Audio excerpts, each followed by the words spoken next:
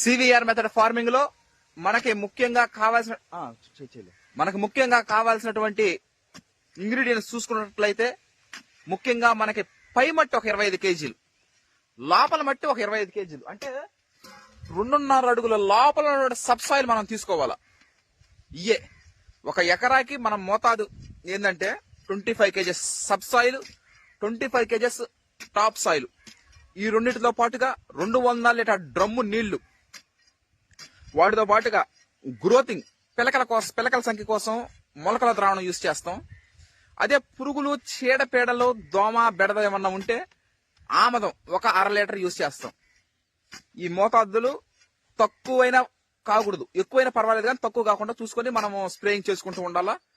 Spraying కొంచెం జాగ్రత్తగా చేసుకోవాలి. మనం ప్రతి మొక్క మీద పడేటట్టు చేసుకోవడం, ఈ మట్టిని సేకరించడం, అన్ని ఇంగ్రీడియంట్స్ కలిపెట్టి డైరెక్ట్ పొలాల్లో స్ప్రే చేయడం. Okay, thank you.